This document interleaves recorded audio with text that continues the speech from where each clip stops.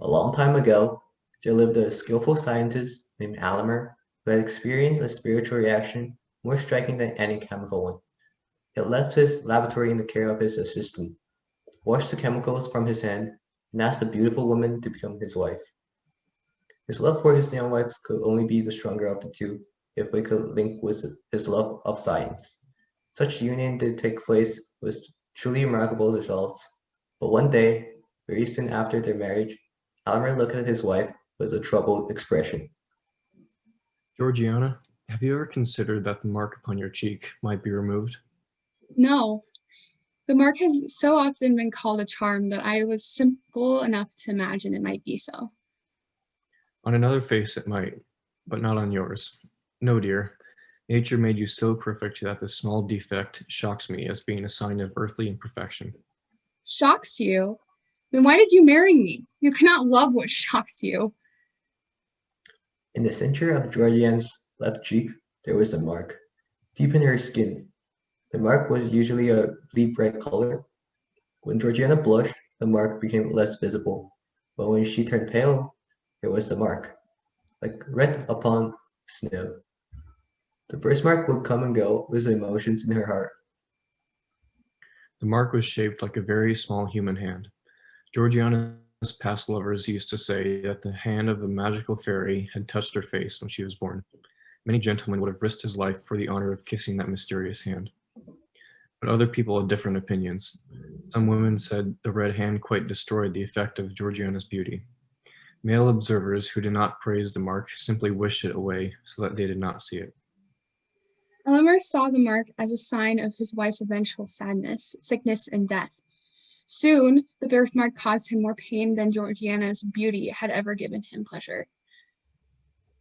During a period that should have been their happiest, Adamar could only think of this disastrous subject. With the morning light, Adamar opened his eyes upon his wife's face and recognized the sign of imperfection. When they sat together in the evening near the fire, he would look at the mark. Georgiana too began to fear his look. His expression would make her face go pale, and the birthmark would stand out like a red jewel on white stone. Do you remember, dear Eleanor, about the dream you had last night about this hateful mark? None whatever. The mind is in a sad state when sleep cannot control its ghosts, and allows them to break free with their secrets. Halloran now remembered his dream. He had imagined himself with his assistant Amandab trying to remove the birthmark with an operation.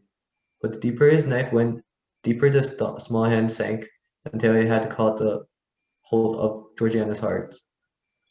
Almer felt guilty remembering the dream. Olimer, I did not know what the cost would be to both of us to remove this birthmark. Removing it could deform my face or damage my health. Dearest Georgiana, I have spent much thought on the subject. I am sure it can be removed. Then let the attempt be made at any risk.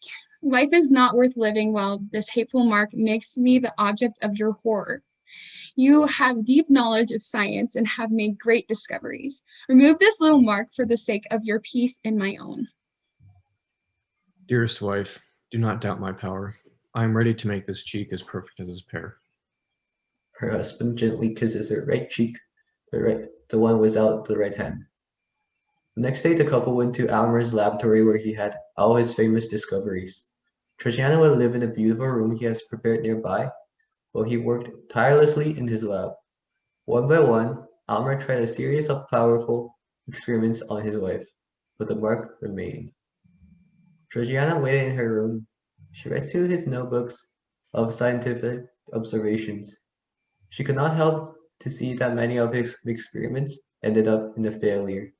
She decided to see for herself the scientist at work. What most drew Georgiana's attention in the laboratory was Almer himself. He was nervous as pale as death as he worked on preparing a liquid.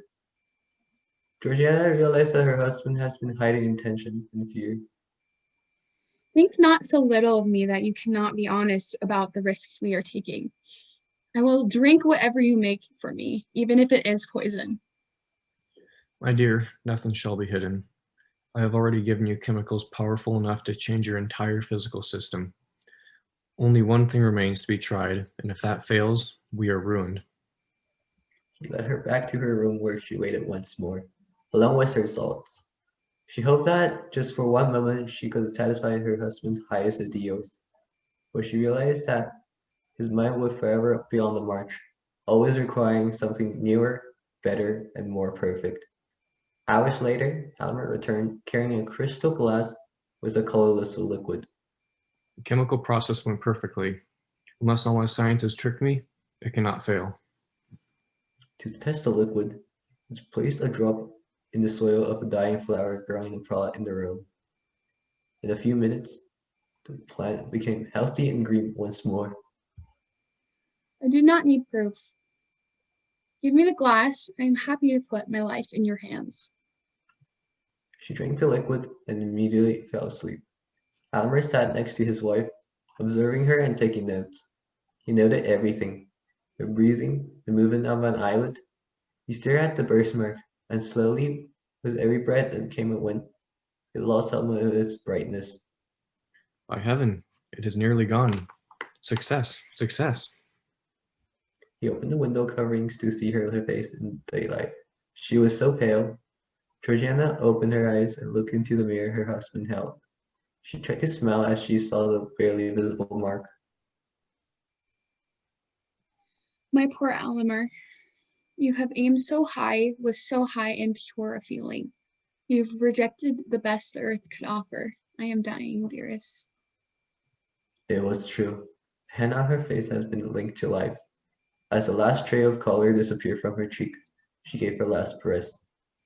Blinded by a meaningless imperfection and an impossible goal, Almer had thrown away her life and was his chance for happiness. In trying to improve his lovely wife, he had failed to realize that he had been perfect all along.